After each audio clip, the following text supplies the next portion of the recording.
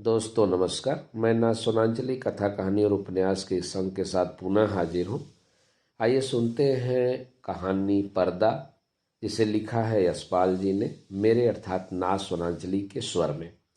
दोस्तों, पर्दा कहानी दुनिया की नज़र में झूठी प्रतिष्ठा बनाए रखने की कहानी है, जिसकी आग में पूरा परिवार जलता रहता है।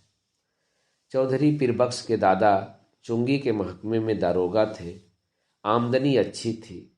एक छोटा पर पक्का मकान भी उन्होंने बनवा लिया। लड़कों को पूरी तालीम दी। दोनों लड़के एंट्रेंस पास कर रेलवे और डाकखाने में बाबू हो गए। चौधरी साहब की जिंदगी में लड़कों के ब्याह और बाल बच्चे भी हुए, लेकिन ओहदे में खास तरक्की न हुई। वहीं 30 और 40 रुपए माहवार का दर्जा। अपने ज़माने की याद कर चौधरी साहब कहते हैं, वो भी क्या वक्त थे। लोग मिडिल पास कर डिप्टी कलेक्टरी करते थे, और आजकल की तालीम है कि एंट्रेंस तक पढ़ के लड़के 30-40 से आगे नहीं बढ़ पाते। बेटों को ऊंचे ओहदों पर देखने का अरमान लिए ही उन्होंने आंखें मूंद ली। इंशाअल्लाह चौधरी साहब के कुनबे में बरकत हुई। चौधरी फजल कुर्बान रेलवे में काम करते थे। अल्लाह ने उन्हें 4 बेटे और 3 बेटियां दी। चौधरी इलाही बख्श डाकखाने में थे। उन्हें भी अल्लाह ने 4 बेटे और 2 लड़कियां बख्शीं। चौधरी चौधरी खानदान अपने मकान को हवेली पुकारता था। नाम बड़ा देने पर भी जगह तंग ही रही। दारोगा साहब के जमाने में जनाना भीतर था, और बाहर बैठक में वे मोढ़े पर बैठ नैचा गुड़गुड़ाया करते। जगह की तंगी की वजह से उनके बाद बैठक भी जनाने में शामिल हो गई, और घर की ड्योढ़ी पर पर्दा लटक गया। बैठक न रहने पर भी घर की इज्जत का ख्याल था, इसलिए पर्दा बोरी के टाट का नहीं, बढ़िया किस्म का रहता। जाहिरा दोनों भाइयों के बाल बच्चे एक ही मकान में रहने पर भी भीतर सब अलग अलग था। ड्योढ़ी का पर्दा कौन भाई लाए, इस समस्या का हल इस तरह हुआ कि दारोगा साहब के जमाने की पलंग की रंगीन दरियां एक के बाद एक ड्योढ़ी पर लटकाई जाने लगी। तीसरी पीढ़ी के ब्याह शादी होने लगे। आखिर चौधरी खानदान की औलाद को हवेली छोड़ दूसरी जगहें तलाश करनी पड़ी। चौधरी इलाई बख्श के बड़े साहबजादे एंट्रेंस पास कर डाकखाने में 20 रुपए की क्लर्की पा गए। दूसरे साहबजादे मिडिल पास कर अस्पताल में कंपाउंडर बन गए। ज्यों ज्यों जमाना गुजरता जाता, तालीम और नौकरी दोनों मुश्किल होती जाती। तीसरे बेटे होनहार थे, उन्होंने वजीफा पाया। जैसे तैसे मिडिल कर स्कूल में मुदर्रिस हो देहात चले गए। चौथे लड़के पिरबक्स प्राइमरी से आगे न बढ़ सके। आजकल की तालीम माँ बाप पर खर्च के बोझ के सिवा और है ही क्या। स्कूल की फीस हर महीने, और किताबों कापियों और नक्शों के लिए रुपए ही रुपए। चौधरी पीरबख्श का भी ब्याह हो गया। मौला के करम से बीबी की गोद भी जल्दी ही भरी। पीरबख्श ने रोजगार के तौर पर खानदान की इज्जत के ख्याल से एक तेल की मिल में मुंशीगिरी कर ली। तालीम ज्यादा नहीं तो क्या, सफेद पोश खानदान की इज्जत का पास तो था। मजदूरी और दस्तकारी उनके करने की चीजें न थी। चौकी पर बैठते कलम दवात का काम था। 12 रुपया महीना अधिक नहीं होता। चौधरी पीरबख्श को मकान सितवा की कच्ची बस्ती में लेना पड़ा। मकान का किराया 2 रुपया था। आसपास गरीब और कमीने लोगों की बस्ती थी।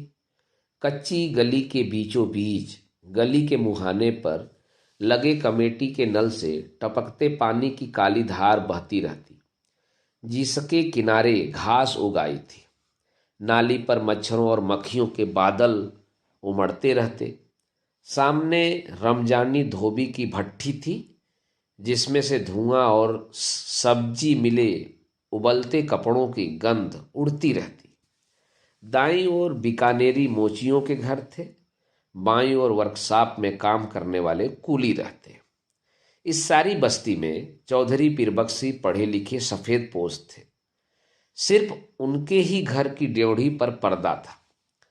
सब लोग उन्हें चौधरी जी, मुंशी जी कहकर सलाम करते। उनके घर की औरतों को कभी किसी ने गली में नहीं देखा। लड़कियां 4-5 बरस तक किसी कामकाज से बाहर निकलती और फिर घर की आबरू के ख्याल से उनका बाहर निकलना मुनासिब न था। पीरबख्श खुद ही मुस्कुराते हुए सुबह शाम कमेटी के नल से घड़े भर लाते। चौधरी की तनख्वाह 15 बरस में 12 से 18 हो गई। खुदा की बरकत होती है तो रुपए पैसे की शक्ल में नहीं, आल औलाद की शक्ल में होती है। 15 बरस में 5 बच्चे हुए, पहले 3 लड़कियां और बाद में 2 लड़के। दूसरी लड़की होने को थी तो पीरबख्श की वालदा मदद के लिए आई। वालिद साहब का इंतकाल हो चुका था। दूसरा कोई भाई वालदा की फिक्र करने नहीं आया। वे छोटे लड़के के यहाँ ही रहने लगी। जहाँ बाल बच्चे और घर बार होता है, 100 किस्म की झंझटें भी होती हैं। कभी बच्चे को तकलीफ है तो कभी जच्चा को। ऐसे वक्त में कर्ज की जरूरत कैसे न हो, बार बार हो तो कर्ज भी होगा ही। मिल की नौकरी का कायदा पक्का होता है। हर महीने की 7 तारीख को गिनकर तनख्वाह मिल जाती है। पेशगी से मालिक को चिढ़ है। कभी बहु जरूरत पर ही मेहरबानी करते। जरूरत पड़ने पर चौधरी घर की कोई छोटी मोटी चीज गिरवी रखकर उधार ले आते। गिरवी रखने से रुपए के 12 आने ही मिलते, ब्याज मिलाकर 16 आने हो जाते और फिर चीज के घर लौट आने की संभावना न रहती। मोहल्ले में चौधरी पीरबख्श की इज्जत थी। इज्जत का आधार था घर के दरवाजे पर लटकता हुआ पर्दा।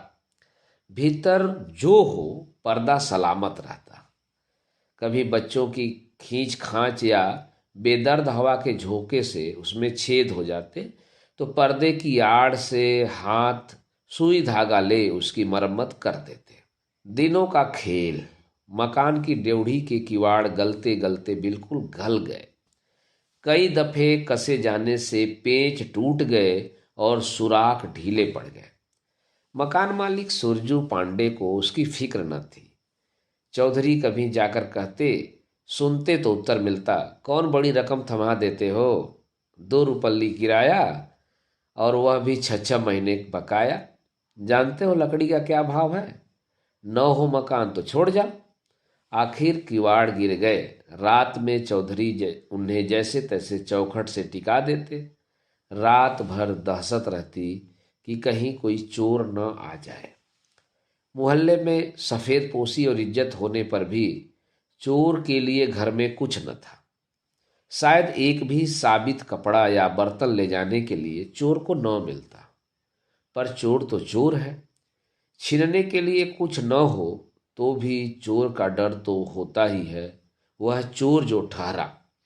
चोर से ज्यादा फिक्र थी आबरू की। किवाड़ न रहने पर पर्दा ही आबरू का रखवारा था। वह पर्दा भी तार तार होते होते एक रात आंधी में किसी भी हालत में लटकने लायक न रह गया। दूसरे दिन घर की एकमात्र पुश्तैनी चीज दरी दरवाजे पर लटक गई। मोहल्ले वालों ने देखा और चौधरी को सलाह दी, अरे चौधरी, इस जमाने में दरी यूं काहे खराब करोगे, बाजार से ला टाट का टुकड़ा न लटका दो। पीरबख्श टाट की कीमत भी आते जाते कई दफे पूछ चुके थे। 2 गज टाट 8 आने से कम में न मिलता था। हंसकर बोले, होने तो क्या है, हमारे यहाँ पक्की हवेली में भी ड्योढ़ी पर दरी का ही पर्दा रहता है। कपड़े की महंगाई के इस जमाने में घर की 5 औरतों के शरीर से कपड़े जीर्ण होकर यूं गिर रहे थे जैसे पेड़ अपनी छाल बदलते हैं। पर चौधरी साहब की आमदनी से दिन में एक दफे किसी तरह पेट भर सकने के लिए आटा के अलावा कपड़े की गुंजाइश कहाँ थी। खुद उन्हें नौकरी पर जाना होता। पैजामे में जब पैबंद संभालने की ताब न रही, मार्किन का एक कुर्ता पायजामा जरूरी हो गया। पर लाचार थे। गिरवी रखने के लिए घर में जब कुछ भी न हो, गरीब का एकमात्र सहायक है पंजाबी खान। रहने की जगह भर देखकर वह रुपया उधार दे सकता है। 10 महीने पहले गोद के लड़के बरकत के जन्म के समय पीरबख्श को रुपए की जरूरत आ पड़ी। कहीं और कोई प्रबंध न हो सकने के कारण उन्होंने पंजाबी खान बबर अली खां से 4 रुपए उधार लिए थे। बबर अली खां का रोजगार सितवा के उस कच्चे मोहल्ले में अच्छा खासा चलता था। बीकानेरी मोची, वर्कशॉप के मजदूर और कभी कभी रमजानी धोबी सभी बबर मियाँ से कर्ज लेते रहते। कई दफे चौधरी फिरबख्श ने बबर अली को कर्ज और सूद की किस्त न मिलने पर अपने हाथ के डंडे से ऋणी का दरवाजा पीटते देखा था। उन्हें साहूकार और ऋणी के बीच बचावल भी करना पड़ा था। खान को वे शैतान समझते थे, लेकिन लाचार हो जाने पर उसी की शरण लेनी पड़ी। 4 आना रुपया महीने पर 4 रुपया कर्ज लिया। शरीफ खानदानी मुसलमान भाई का ख्याल कर बबर अली ने 1 रुपया माहवार की किस्त मान ली। 8 महीने में कर्ज अदा होना तय हुआ। खान की किस्त न दे सकने की हालत में अपने घर के दरवाजे पर फजीहत हो जाने की बात का ख्याल कर चौधरी के रोए खड़े हो जाते। 7 महीने फाका करके भी वे किसी तरह से किस्त देते चले गए, लेकिन जब सावन में बरसात पिछड़ गई और बाजरा भी रुपए का 3 सेर मिलने लगा, किस्त देना संभव न रहा। खान 7 तारीख की शाम को ही आया। चौधरी फिरबख्श ने खान की दाढ़ी छू और अल्लाह की कसम खा 1 महीने की मुआफी चाहिए। अगले महीने 1 का 1.25 देने का वायदा भी किया। खान टल गया। भादों में हालत और भी परेशानी की हो गई। बच्चों की माँ की तबीयत रोज रोज गिरती जा रही थी। खाया पिया उसके पेट में न ठहरता। पथ्य के लिए उसको गेहूं की रोटी देना जरूरी हो गया। गेहूं मुश्किल से रुपए का सिर्फ 2.5 सेर मिलता। बीमार का जी ठहरा। कभी प्याज के टुकड़े या धनिए की खुशबू के लिए ही मचल जाता, कभी पैसे की सौंफ, अजवाइन, काले नमक की ही जरूरत हो तो पैसे की कोई चीज मिलती ही नहीं। बाजार में तांब का नाम ही नहीं रह गया। नाहा की कन्नी निकल जाती। चौधरी को 2 रुपए महंगाई भत्ते के मिले, पर पेशगी लेते लेते तनख्वाह के दिन केवल 4 ही रुपए हिसाब में निकले। बच्चे पिछले हफ्ते लगभग फांके से थे। चौधरी कभी गली से 2 पैसे की चौराई खरीद लाते, कभी बाजरा उबाल कर सब लोग कटोरा कटोरा भर पी लेते। बड़ी कठिनता से मिले 4 रुपयों में से 1.25 रुपया खान के हाथ में रख देने की हिम्मत चौधरी को न हुई। मिल से घर लौटते समय वे मंडी की ओर टहल गए। 2 घंटे बाद जब समझा खान टल गया होगा और अनाज की गठरी ले वे घर पहुंचे, खान के भय से दिल डूबा जा रहा था। लेकिन दूसरी ओर 4 भूखे बच्चों, उनकी माँ, दूध न उतर सकने के कारण सूख कर काटा हो रहे गोद के बच्चे और चलने फिरने से लाचार अपनी जईफ माँ की भूख से बिलबिलाती सूरतें आंखों के सामने नाच जाती। धड़कते हुए हृदय से वे कहते जाते, मौला सब देखता है, खैर करेगा। 7 तारीख की शाम को असफल हो खान 8 की सुबह तड़के चौधरी के मिल चले जाने से पहले ही अपना डंडा हाथ में लिए दरवाजे पर मौजूद हुआ। रात भर सोच सोचकर चौधरी ने खान के लिए बयान तैयार किया। मिल के मालिक लाला जी 4 रोज के लिए बाहर गए हैं। उनके दस्तखत के बिना किसी को भी तनख्वाह नहीं मिल सकी। तनख्वाह मिलते ही वह 1.25 रुपये हाजिर करेगा।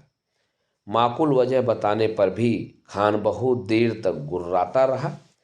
वतन छोड़ के प्रदेश में पड़ा है, ऐसे रुपया छोड़ देने के वास्ते यहाँ नहीं आया। हमारा भी बाल बच्चा है। 4 रोज में रुपया नहीं देगा तो तुम्हारा कर देगा। 5वें दिन रुपया कहाँ से आ जाता? तनख्वाह मिले अभी हफ्ता भर भी नहीं हुआ। मालिक ने पेशगी देने से साफ इनकार कर दिया। 6ठे दिन किस्मत से इतवार था। मिल में छुट्टी रहने पर भी चौधरी खान के डर से सुबह ही बाहर निकल गए। जान पहचान के कई आदमियों के यहाँ गए। इधर उधर की बातचीत कर वे कहते, अरे भाई हो तो 20 आने पैसे दो एक रोज के लिए देना, ऐसे ही ज़रूरत आ पड़ी है। उत्तर मिला, मियाँ पैसे कहाँ इस जमाने में, पैसे का मोल कौड़ी नहीं रह गया। हाथ में आने से पहले ही उधार में उठ गया तमा। दोपहर हो गई। खान आया भी होगा तो इस वक्त तक बैठा नहीं रहेगा, चौधरी ने सोचा और घर की तरफ चल दिए। घर पहुंचने पर सुना खान आया था और घंटे भर तक ड्योढ़ी पर लटके दरी के पर्दे को डंडे से ठेल ठेल कर गाली देता रहा। पर्दे की आड़ से बड़ी बीबी के बार बार खुदा की कसम खा यकीन दिलाने पर भी चौधरी बाहर गए हैं, रुपए लेने गए हैं। खान गाली देकर कहता, नई बज्जात चोर भीतर में छिपा है, हम 4 घंटे में पीर आता है, रुपया लेकर जाएगा। रुपया नहीं देगा तो उसका खाल उतार कर बाजार में बेच देगा। हमारा रुपया क्या आराम का है? 4 घंटे से पहले ही खान की पुकार सुनाई दी। चौधरी पीरबक्स के शरीर में बिजली सी दौड़ गई। वे बिल्कुल निस्वस्थ हो गए, हाथ पैर सुन्न और गला खुश्क। गाली दे पर्दे को ठेलकर खान के दोबारा पुकारने पर चौधरी का शरीर निर्जीव प्राण होने पर भी निश्चेष्ट न रह सका। वे उठकर बाहर आ गए। खान आग बबूला हो रहा था। पैसा नहीं देने का वास्ते छिपता है। एक से एक बढ़ती हुई 3 गालियां एक साथ खान के मुंह से पीरबक्स के पुरखों पीरों के नाम निकल गईं। इस भयंकर आघात से पीरबक्स का खानदानी रक्त भड़क उठने के बजाय और भी निर्जीव हो गया। खान के घुटने छू अपनी मुसीबत बता वे मुआफ़ी के लिए खुशामद करने लगे। खान की तेजी बढ़ गई। उसके ऊंचे स्वर से पड़ोस के मोची और मजदूर चौधरी के दरवाजे के सामने इकट्ठे हो गए। खान क्रोध में डंडा फटकार कर कह रहा था, पैसा नहीं देना था तो लिया क्यों? तनख्वाह किधर में जाता है? आरामी, हमारा पैसा मारेगा, हम तुम्हारा खाल खींच लेगा। पैसा नहीं है तो घर का पर्दा लटका के शरीफ ज़्यादा कैसे बनता? तुम हमको बीबी का गहना दो, बर्तन दो, कुछ भी दो, हम ऐसे नहीं जाएगा। बिल्कुल बेबस और लाचारी में दोनों हाथ उठा खुदा खान के लिए दुआ मांग पीरबक्स ने कसम खाई, एक पैसा भी घर में नहीं, बर्तन भी नहीं, कपड़ा भी नहीं। खान चाहे तो बेशक उसकी खाल उतार कर बेच ले। खान और आग बबूला हो गया। हम तुम्हारा दुआ क्या करेगा? तुम्हारा खाल क्या करेगा? उसका तो जूता भी नहीं बनेगा। तुम्हारा खाल से तो यह टाट अच्छा। खान ने ड्योढ़ी पलट की दरी का पर्दा झटक लिया। ड्योढ़ी से पर्दा हटने के साथ ही जैसे चौधरी के जीवन की डोर टूट गई। वह डगमगा कर जमीन पर गिर पड़े। इस दृश्य को देख सकने की ताब चौधरी में न थी, परंतु द्वार पर खड़ी भीड़ ने देखा। घर की लड़कियां और औरतें पर्दे के दूसरी ओर घटती घटना के आतंक से आंगन के बीचों बीच इकट्ठी हो खड़ी काँप रही थीं। सहसा पर्दा हट जाने से औरतें ऐसे सिकुड़ गईं जैसे उनके शरीर का वस्त्र खींच लिया गया हो। वह पर्दा ही तो घर भर की औरतों के शरीर का वस्त्र था। उनके शरीर पर बचे चीथड़े उनके 1/3 अंग ढंकने में भी असमर्थ थे। जाहिल भीड़ ने घेरा और शर्म से आंखें फेर ली। उस नग्नता की झलक से खान की कठोरता भी पिघल गई। ग्लानि से थूक पर्दे को आंगन में वापस फेंक क्रुद्ध निराशा में उसने लाहौल बिला कहा और असफल लौट गया। भय से चीख कर ओट में हो जाने के लिए भागती हुई औरतों पर दया कर भीड़ छट गई। चौधरी बेसुध पड़े थे। जब उन्हें होश आया, ड्योढ़ी का पर्दा आंगन के सामने पड़ा था, परंतु उसे उठाकर फिर से लटका देने का सामर्थ्य उनमें शेष न था। शायद अब इसकी आवश्यकता भी न रही। पर्दा जिस भावना का अवलंब था वह मर चुकी थी। दोस्तों, अभी आप यशपाल जी द्वारा लिखी कहानी पर्दा का वाचन मेरे अर्थात नाथ सोनांचली के स्वर में सुन रहे थे। यह कहानी कैसी लगी कमेंट बॉक्स में कमेंट करके अवश्य बताइएगा। नमस्कार, धन्यवाद।